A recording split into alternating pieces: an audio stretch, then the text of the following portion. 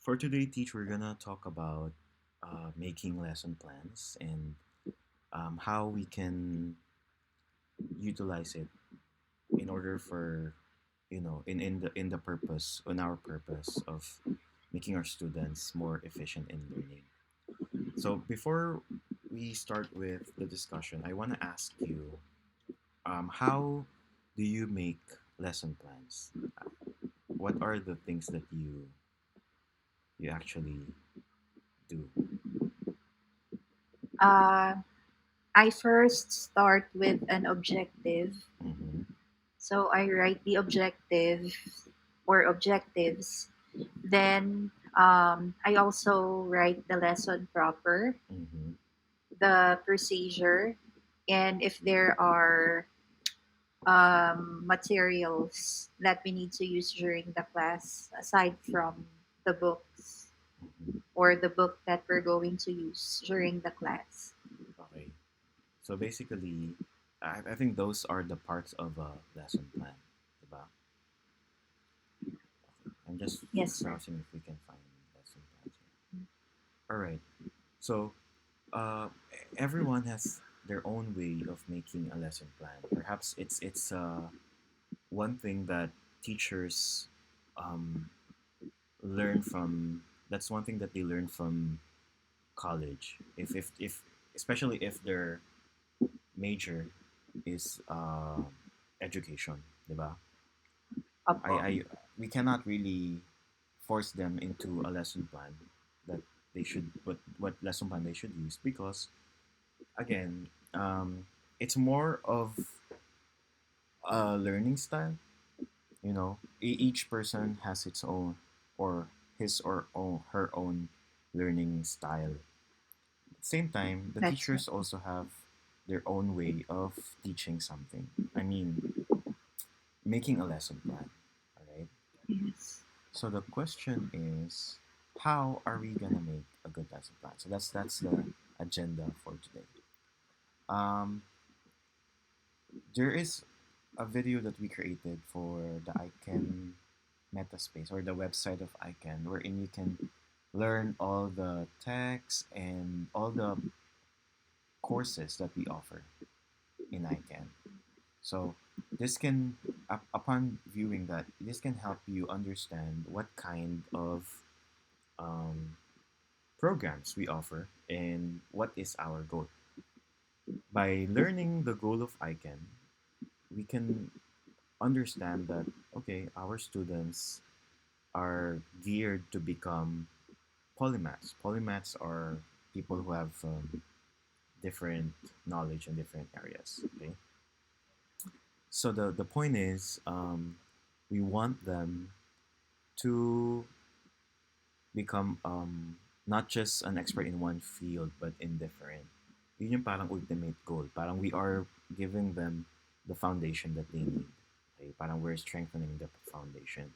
Now the thing is, what has the lesson plan? What does it do to it? To the goal. Okay. So basically, your lesson plan is how you can manage, maybe if not a day, maybe the week of a student. So you have to consider how long will the student study with me. Normally you will know because you will be given a paper in on the first day. So if the student says, oh, I will study in ICANN for 2 weeks and probably I'll extend. So if that's the case, then you just focus on the first 2 weeks. So, and then what are the books that the student will study with me? Okay. So yun, you can start planning. So if the book is about 100 pages, if you will not plan your lessons, baka by the time na pauwi na si estudyante, 5 lessons lang yung naturo mo is, mayari merong 10. So parang hindi mo na manage ng maayos yung classes. Okay? We're not really saying na kailangan tapusin mo siya. It's just that we need to understand what is appropriate for the student. So for example, That's yung book is merong 1,000 lessons. The student will study for 20 weeks. Hindi naman doable that they will study the whole 1,000 lessons, di ba? In 2 weeks. So parang ang goal mo lang is to have a target. What is your target and is it aligned to what we want to happen? So if the student will study for 2 weeks and then the subject, for example, is because TED classes, hindi naman siya, kasi output based yun eh. So wala naman siyang target. Every week meron talaga silang output. But what if it's book club? Okay? Kunyari book club yung class. So you check here, book club yung class ng student. Okay, so here you can see the guidelines. So every day, here are the things that you need to follow. Yan, merong 5, for example. So i-check mo ngayon. Is this gonna consume like how many minutes of the student's time? But more on, you need to understand what are the elements, okay, of the class so that you can manage it properly. So for example, book club. The student will have to read Harry Potter, a book. Is it possible to finish it in 4 weeks? Maybe. I think it's possible kung mabilis siya magbasa, diba? But you have to consider, like, maybe you can start planning by dividing the pages or chapters. Siguro this day, kung merong, kunyari, 20 chapters, it means I need to do one chapter a day. So, i-review mo ngayon. Kung 20 days siya mag-aaral. 20, 20 days, one chapter medyo ganito siya kakapal, eh merong 2 oras sa isang araw. I mean, 2 oras sa isang class. So, isang oras, kaya ba hatiin mo siya ngayon? So, you have to be realistic. Kaya ba o hindi? Or kulang ba? Or sobra ba yung oras? Okay? So, that's why we need to plan. Okay? Kasi sometimes, the parents have their own demands. So, for example, this is the book that I want. I want to finish this book in 1 week and then another second week. So, i-check mo na yung book. Doable ba? Minsan naman maninipis lang yung libro. So, okay, what I do, I actually do division. Ganun ako mag-divide ng, parang, um, I don't go with the flow. Medyo hindi yun secure. Kasi, if you will do division, baka hindi mo matansya yung oras. Diba? Maubos yung oras. Hindi na matapos. So, once I'm given a book, nire-review ko muna yung table of contents. Diba? Tapos, usually may chapters yan. Kasi yun nga, like what I said earlier, you can ask, like, is this the only book that the student will study with me? Or, kasi kung sobrang ikse, pwede ka pang magsabi na, after this, there's another book that the student can study. Pwede ganun. Maybe yung second book. So again, it depends on, your plan for the student. Um, Sometimes sasabihin naman nila sa'yo, nila Miss Gems na, teach, ano yan, masyadong maiksi yung book. So, try nating in the whole duration of the stay of the student, since 4 weeks naman siya, try nating magturo ng 4 na beses.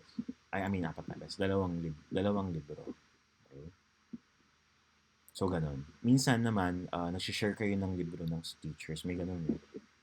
Pero, most of the time, one teacher, one book. So, hindi ka naman masyadong maguguluhan. But, yeah, what I do is I divide the the lessons. So, kung alam ko na one book, kasi wala akong sample na book. Kunyari ito. Kita mo ba ako? Kunyari this book, the student will study this for 2 weeks. Tingnan ko ngayon yung table of contents. So, divide ko siya. Okay. This book has 1, 2, 3, 4, 5, 6, 7, 8, 9, 10. Meron siyang 10 chapters. So, 2 weeks, kaya ba yun? Ibig sabihin, I need to study, kasi 2 weeks, katumbas siya ng 10 days, di ba? Kasi 5 days Oh, ang week. yes. So, it means, in one day, I need to cover yung lahat ng chapter. Tapos, i-divide mo siya into 2 hours. So, it means, in 1 hour, itong mga topics na ito yung kailangan namin i-discuss. Second hour. Ngayon, sometimes kasi may mga chapters na mas mahaba, may mga chapters na mas maiksi. So, ikaw naman magtatansya nun eh. It's how you, that's why, meron kang 10-minute na grace period before each class for you to check kung kaya ba. Pero, ang mangyayari kasi ng teacher, kung paulit-ulit mo nang tinuturo yung libro, alam mo na. So, yung mga tenured teachers natin, since same books naman din yun, they already know, this book alam ko naman, maiksi yan, or mahaba yan. Pero, kung mangangapa ka, I suggest na i-review mo rin yung book. May copy naman dyan for you. So, okay. So, you do the lesson plan. Okay? So, ngayon, you can create a format. Sige, try natin gumawa ng format on how you can make a lesson plan. Kasi minsan, ano na rin to eh. Ako, mas maganda siguro gawa kang lesson plan na weekly na lang or for the whole duration. Kung para before mag-start yung class, halimbawa, meron ka magiging estudyante next week, binigay na sa information. Habang wala ka pang klase, doon mo na gawin yung lesson plan mo. Okay? Para hindi mo siya gagawin Yes. everyday. Kasi pag everyday pa, parang wala ka ng time for it. So, generic lang tayo. Okay, maybe we can get from the internet. Like, weekly lesson plan, for example. Again, yung mga teachers, mas expert sila into this because they've already learned it in school. So, ang ibang lesson plan kasi, ayun lang, parang planner lang siya. Kung ano yung mangyayari. Magandang lesson plan siguro is detailed. Yan, siguro yung ganito. Like yung objective mo, and then the lessons for the day. So, you can make your own lesson plan. Okay? So, kunyari, student, papagawa nga ni, mamaya papagawa nga ni sir. So, or after this, you can start working on it. So, siguro Yes. ganito gawin mo, lesson plan. Ganyan. First, of course, your teacher's name, student, ganyan. Gusto lang niya makita how well you plan. Pero, normally, hindi naman ito nare-require. I mean, hindi siya hinihingi for you. It's not part of the things that will be required from you. It's just that siguro ngayon hinihingi niya because he wants to see if you understand how to, manage the class. Right? So, ganito ngayon. Yes. Lesson plan student, and then maybe shift. Parang normal details lang, information, ganyan. Or not shift, like class. And then, maybe yung schedule. Kunyari ganyan. Ikaw nang bahalang mag-sulat ng info. Kung ano pa yung kulang. Okay? So, lesson plan. Kunyari, week 1. Meron tayong 5 days, di ba? Ganito ako maggawa ng lesson plan, personally. Kung meron na akong topic na binigay sa akin, tapos 2 weeks daw mag-aaral ng estudyante, or 3, 4 weeks, ganyan. Gumagawa na ako ng ganito. Sinusulat ko na yung weeks. Okay? Tapos, under the weeks, nag-i-insert ako ng table. So, ano ba yung kailangan ko sa table? Kailangan ko ng 5 days, di ba? Tapos, maybe kailangan ko ng title. So, 6. Tapos, nag-i-insert na rin ako ng mga activities. Siguro lagay tayo ng ganyan. Okay. Paano mo siya i-fill out? So, siguro lagay mo dito yung days. So, it means this is day 1. Gumagawa na ako ng ganito. Para at least alam ko na kung paano ko i-divide yung class. Wait a minute. Baka important kasi.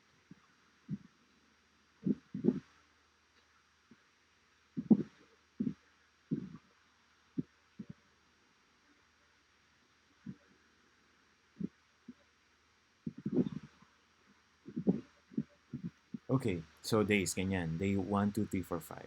Ngayon, anong ilalagay mo dito? Siguro dito mo lagay yung lesson mismo. Anong lesson mo for that day? Okay, it doesn't have to be exactly the pages, pero kung masipag ka, why not? Diba? Tapos siguro lagyan mo na lakihan mo siya kasi yan yung actual lesson. Tapos, dito mo pwedeng ilagay yung mga things that you need to be reminded of, like vocab. Kunyari, 7, di ba? O di, kung masipag kang ilagay, gawin mo na para, ano mo yun. Pero again, just to remind you. Okay? And then, ano pa bang ilalagay mo dyan? Anong skill yung tina-target mo? Ako ganun ako gumawa for the day. So, for example, depende if you already know the book. You can check naman. So, maybe here, writing. Or maybe ito lagay mo din yung homework. Ano yung homework na pwede mong ibigay dito? Kunyari, page 5. Lesson for this week is ganyan.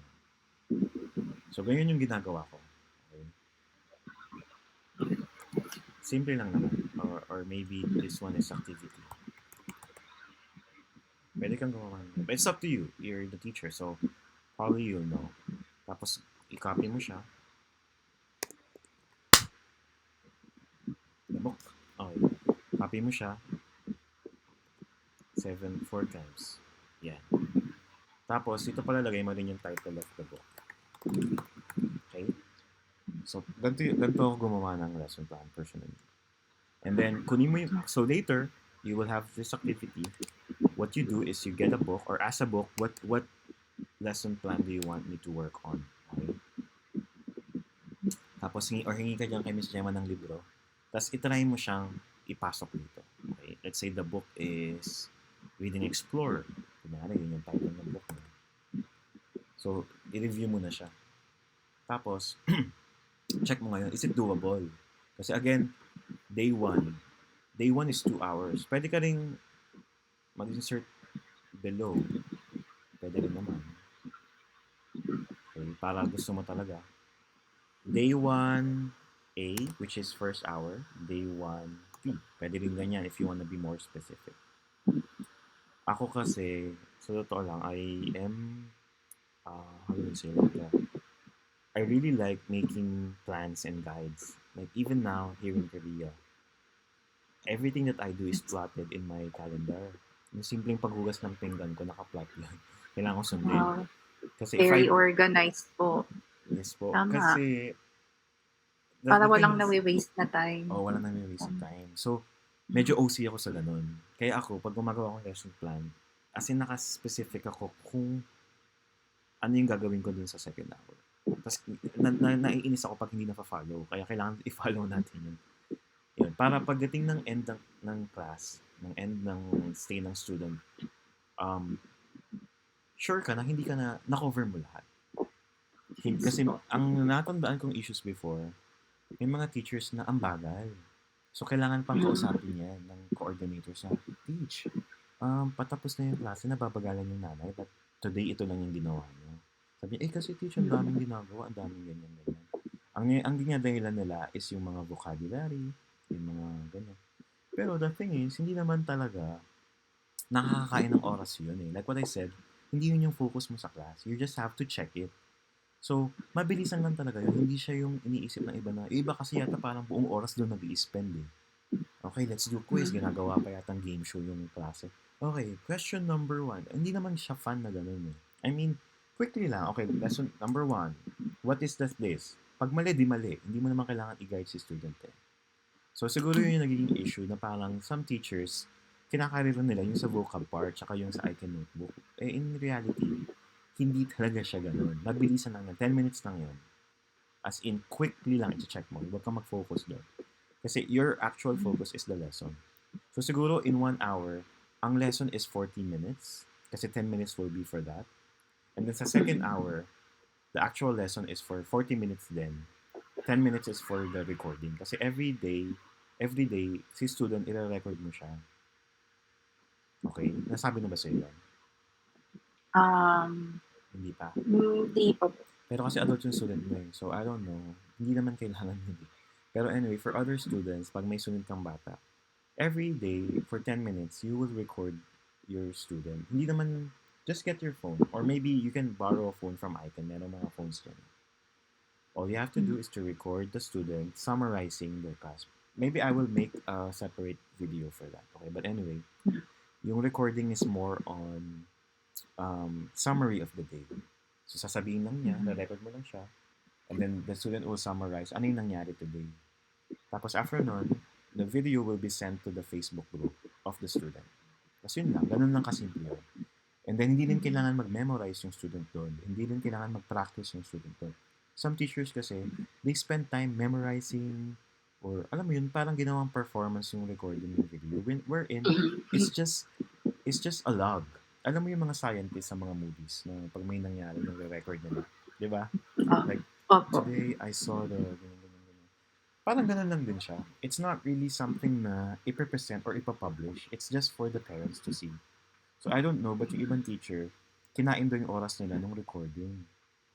Where in fact, you're just recording the last 10 minutes of the class. Yun lang yun. Hindi yun super fancy na yung iba nagde-decorate pa sa background. Alam mo, ang dami nilang etche-boreche, nagme-makeup pa yung ibang student. Parang, nagpa-powder pa yung ibang student. Parang, again, it's not for publishing. It's for the parents. So, it doesn't matter what they look like. Just record.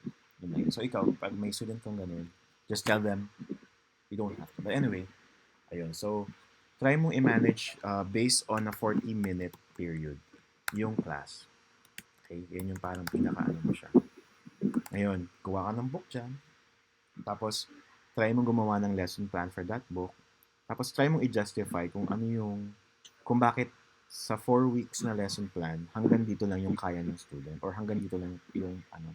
Kasi, maybe because the activities are long or the activities are too demanding. Normally, if there's a writing activity, yun yung kakain ng oras. Pero pag mga answer-answer lang, hindi. Mabilis lang sa kanila yun. Again, ito yung parang pinaka-tip ko dyan. It's more on quantity than quality. Hindi ko sinasabing madaliin mo yung classes, but in one topic, if the student doesn't understand, try to repeat it once. Pero once lang. If hindi na talaga niya makuha, you don't have to rely too much on it. What I'm saying is, maybe give it as a homework na lang if hindi niya talaga magets, di ba? So that way, hindi Opo. nauubos yung oras mo. Kasi yung ibang teacher siguro, pag hanggat hindi niya nakukuha yun, hindi niya tatantanan. Which is, again, nag-work tayo in a 2-hour basis. So, ibig sabihin, limited yung oras mo. Hindi mo kailangang mag-pay attention to it and spend the rest of the hour focusing on a subject. So, if one explanation di niya nagets, try again. If they did, good. If not, then give it as a homework. Okay? So that you can finish the topic. Ang mga lessons naman kasi most of the time they're not really that complicated eh. They are divided into very, very easy to follow segments. Okay, let's try. Sige, try natin gumawa ngayon ng lesson plan just to give you an idea. Wait a minute. So, pula tayo sa drive. Now, Icon has its own drive. And we call this drive my Icon materials. Okay? So, na, wala. Huh? Icon. Okay. So, let's all the books that we have are updated here. By the way, na-access mo na ba to? Not yet po. Okay. Pag na-access mo na siya, nandun naman sa computer. Ito yung book mo, nasa unang-una. Opo. Ang baga. Wait lang. Ayan.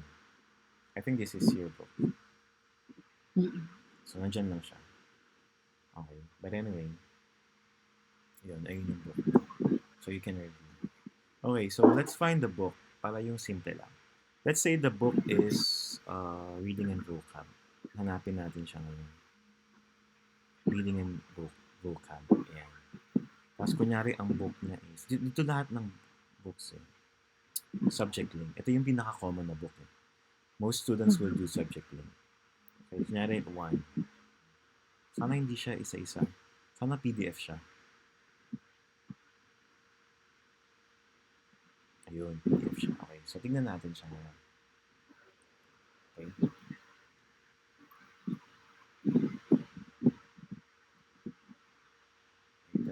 Okay, so, bagal yata internet ko. Okay, so this is the book. Subject link.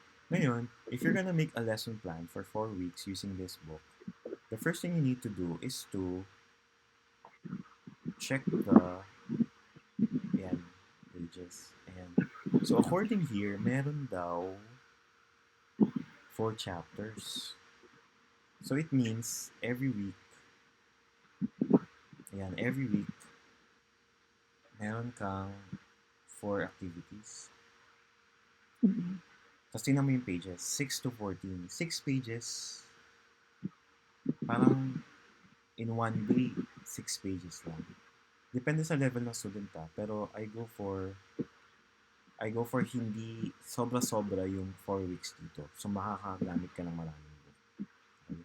Kung ganyan, yung masyadong childish yung itsura, malamang maiksi lang. Ayan, tignan mo. So, I think what can happen here is 1 lesson per hour yan. Pwedeng ganun. Hindi siya per day.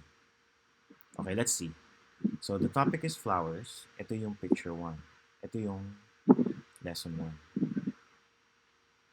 plants of flowers. So, meron kayong warm up keywords. Try mong itansya if so, di ba napaka-basic lang. Leaves, stems, roots. Merong reading part. Okay. And then, maiksi lang din naman yung reading. 2 paragraphs lang. Tapos, reading comprehension.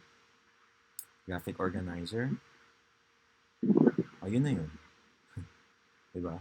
So, kasya ba ng 40 minutes to? Pwedeng hindi, pwedeng oo. Pero you need to decide. Okay, because hindi pwedeng bahala na. Kasi ipaplan mo nga siya, di ba? So, ito, sa first lesson, tingin mo, ikaw teach, based sa understanding mo. Kasi ako, kasya yan in 1 hour. Kasi natuturo ko yung isang lesson ng 25 minutes sa online. Nagamit ko na to eh. So, sobra-sobra yung 40 minutes mo for 1 day. Okay, so magagawa mo pa yung iba mong mga bagay. So, I go for 1 lesson is 1 topic. So, ilang lessons in total? Meron kang 16. So, if you're gonna go back, 1 day, meron kang 2 lesson. Diba? 3 and 4 to. 4 and 5. 6, 7, 8, and 9. Tama ba? Tama ba? Ay, hindi. Mali ako. Hanggang 10. So, anyway, you get it. Like, this is 5 and 6, 7 and 8. Tapos ito 9 and 10. Okay, so ganyan. So, pwedeng hindi mo siya detail or detail, it's up to you. Okay, but anyway, mas maganda detail mo siya para nalalagay mo. Ano yung lesson 1? Diba? Lesson 1, parts of the plants. So, sulat mo ngayon dito. Lesson 1, parts of the plants. Tapos, anong activity mo? So, hindi mo naman kailangan isulat yung buong detalye. Just check the activities.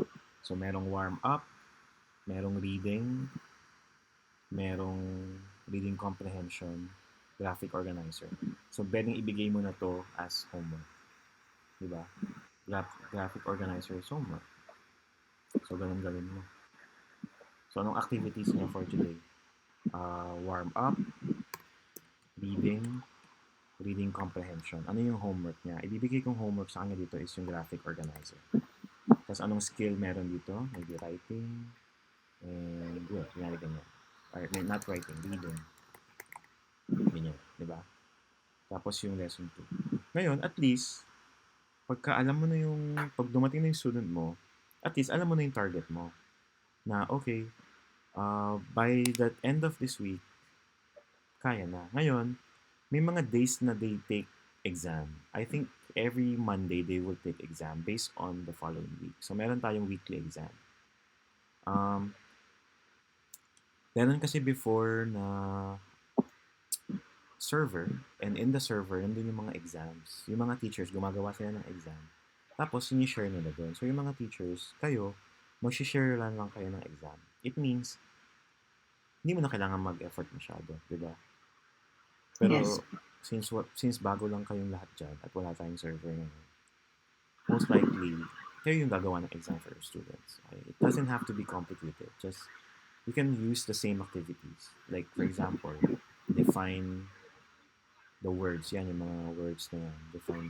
Leaves, stems, roots. But anyway, ayun. So, pwedeng lesson 1. Lesson 1 is test and check. Okay? Tapos, magsisimula ka na sa 11 this time, di ba? So, 12, 13, 14, 15, 16, 17. Tapos, magkakaroon ng isang sobra, 18. Kunyari ganyan. Kasi 18 lessons siya, di ba? Tama ba? Ay, 16 lang pala. So, hanggang 16 lang tayo. So, magkakaroon ka ngayon ng sobrang oras. What you can do is, etong second hour, pwede ka nang, kasi meron siyang 4 weeks, di ba? Pwede ka na ngayong magkuha ng isa pang book. So, this time, lesson 1, lesson 2, lesson 3, test, lesson 4. Diba? Are you following, Teach? 5 Yes.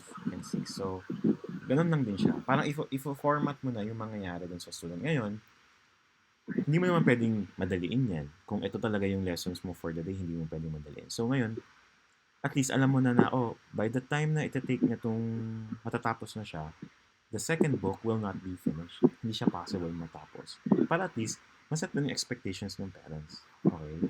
Ngayon, again, this is just an example. This is not exactly what you will do.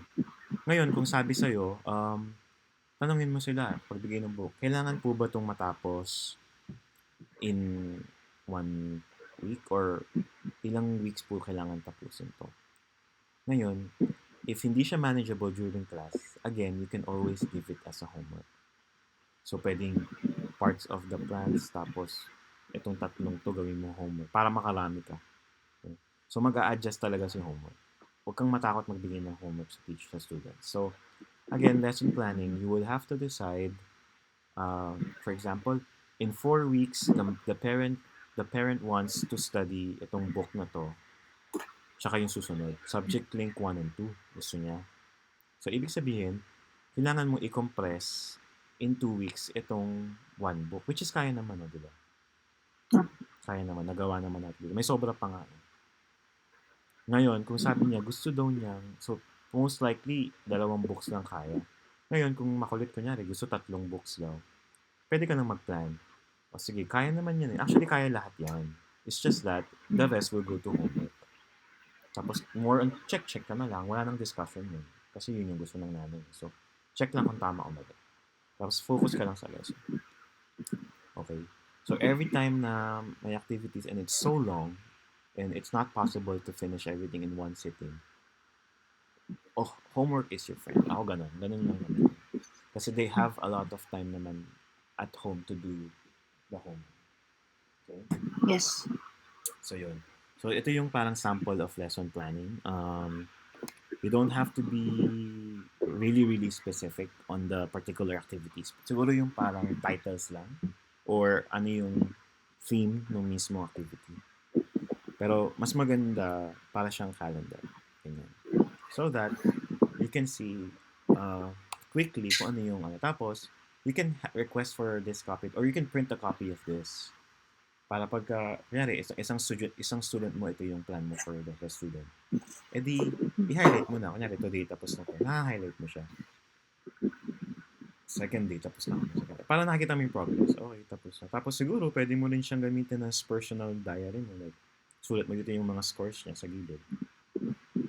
Alam mo yun. Kanya-kanyang style talaga ng lesson plan. Ako, ganito lang ako mag-lesson plan. Honestly, I do lesson plan like this. Parang isang bagsakan na. Hindi ako gumagawa ng daily. Yung iba kasi daily pa. And then, daily is okay siguro if impromptu yung classes. Which means, yung classes ay hindi nakabase sa book.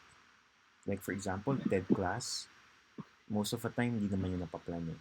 Kasi, depende sa current events. Kunyari, gusto niya dynamic na gano'n. So, you can do it that way. But, if you already have a book, tapos tanungin mo siya, ilang books yung gagawin, ayun, divide mo lang ta. I-divide mo lang siya. Nabubulol na ako. Tapos, tansya-tansya lang. Tansya-tansya lang. You can always check naman din. Like this book, sabi ko nga sa'yo, maiksi lang no? Kaya to. Kasi nagagawa ko to in 25 minutes sa online class. Tuloy-tuloy nga lang. Pero for you, kung marami pang extra time, hindi naman natin pwedeng pauwi na sa student or paalisin or alam mo yun, hindi pwedeng maglaro na lang kayo. Hindi ganun sa ICANN. Hindi kasi gusto ni Sir yung ganun. Just because tapos na yung klase. Or wala na, tapos na yung lesson for today. Tapos na lang. That's why, yung activity mo, doon mo isisingit. Ngayon, what if, base sa tansya mo, ang bilis matapos ng student? Parang, in 40 minutes, itong lesson 1, tatapos na ng 30 minutes. Kasi sa umpisa, kakapain mo pa yan di ba? Palagi kami may sobrang 10 minutes. Pwede mo namang bagalan. Pero, what I suggest is find another activity. Ngayon, we are allowed to watch videos in class. So, ang gawin mo ngayon, kunyari before the start of class, okay, ganito gagawin ko. Since itong activity na to is homework, di ba? Mababawasan yung oras. Hanggang dito lang kami for the first hour. So, ang gagawin ko, before the start of the class, maghahanap na yun ako ng video. Okay? So, maganda rin siya kasi nakakapagpahinga ka rin in a way, hindi lang sasalita. Or, alam mo yun, nag-enjoy lang din yung estudyante. So you can search Yes. ngayon. You can search for short clips, parts of plants. Okay? Ayan, no, may mga videos for kids that you can use. Pero you have to consider how long it is. Kasi baka naman 15 minutes, kinain na yung oras niyo ni student. Hindi na kayo nakapag-aral. So, I think this is a good video. It's only 3 minutes. So, before the start of the class, pwede kang maglaro manood ng ganito. Okay, okay, let's watch a video first. We practically use Grammarly every single day when working in front of our computer. We use it for business emails, writing scripts, and even for our Okay. Like this. Alright. So, naririnig mo? Hindi. Hello? Hello. Naririnig mo yung audio? Apo. Ah, talaga? Yung Video? sa video. Oo. Mm-mm. Ay, ang galing. Natutuwa kasi before. Dr. Binox? Okay. Oo. So, kunyari ganyan, panoorin niyo yung videos. So, yan, ganyan makikita niyo ngayon. Ngayon, after the video, you can ask questions to your student or based on the book. Ayan. Edi uulitin niya ngayon yun, makikita niya. So again, what's the purpose of the leaves based on the video? Di makikita niya ngayon. Alam mo yun, parang yung oras na nagagamit niyo siya for that. So again, I go for watch at least a video, siguro once a day, short video. Pwede ka naman mag-google. Kung wala kang makita, then think of other activities. Pag wala, tapos marami talagang oras, bigyan mo siya ng extra activity. Kunyari, meron pang for 10 minutes, tapos na yung lesson. Edi, make the student browse a photo of a flower. And then, okay, I want you to tell me the parts of the flowers. Kunyari, ganun. But you get what I mean. What I'm saying is, wala talagang idle time sa student bukod dun sa break time niya. So, if you think you're doing, if it's too fast or too short, the topics, you can always add additional activities. Like watch videos. Pwede naman manood ng videos sa klase. Actually, mas gusto yun ng mga estudyante. Okay? So, yun. Yun yung isang bagay na you can apply. I mean, you can do. Pero, again, so, today, you will be asked to make a lesson plan. There's no rule to that, but the thing is, you need to like show na you can manage the class properly na hindi ka magkukulangan sa oras. Okay? So, Yes. So make sure na kasha. And then, kung ano naman, pwede mo namang ipilit kasi ibang teacher pinipilit nilang maraming activities eh. Pwede naman, pero you have to consider, kaya pa ba ng student yung other activities? Ikaw rin, kaya mo pa ba yung vocab? Kasi everyday may vocab siya, di ba? So yun, i-consider mo na part yun ng lesson mo. If not, kukulangin kayo sa oras ng student mo, di ba? So more on time management. So, ang goal talaga nito, ang goal ng isang lesson plan is to properly manage the time. Okay? Pero again, it's still up to you. Ako, yung mga previous classes ko before, hindi na ako gumagawa ng ganito ka-detailed. Parang nakasulat lang sa papel kung ano yung topics. Pero, ayun nga, it will still up to you. Alright? Okay, so, ayun. Any questions, teacher, before I ask you to make a lesson plan? None so far po, teacher. Okay, so, Bale, what we're supposed to do po is to make a lesson plan so that we can manage the time. exactly. So we have the day's lesson activity, the skill, and the homework. It's just a sample though, teacher. Hindi talaga yun yung, it's up to you what you want to Oh. include. Pwede ka namang mag-improvise or, you can always add something to it. Okay, but anyway, yeah, those are the things na possible. And then, we're doing this so that we can tackle the lessons given yung time na mag-aaral si student. And if in case po na parang mabilis yung flow ng lesson, we can always insert activities just like watching clips. Pero we have to make sure na hindi naman ganun ka-time consuming yung videos. Exactly. Yes. And then, ano pa ba? Yeah. Very good teacher. Yeah. Yes, exactly. That's it. Ayun. So, for now, kasi may mga lesson plans din na daily. Alam mo yun? Yung naka-specific dun kung anong gagawin. Since your student probably will not use this kind of lesson plan. O siguro, yeah, I think he will. Okay, tingnan natin kung ito yung book ni student. Para yung gagawin mong lesson plan, gagamitin mo din. Ikaw na rin Yes, gagamit, di ba? Okay, let's go to... Asan yun? Ito. Okay. But anyway, I'm gonna stop the recording.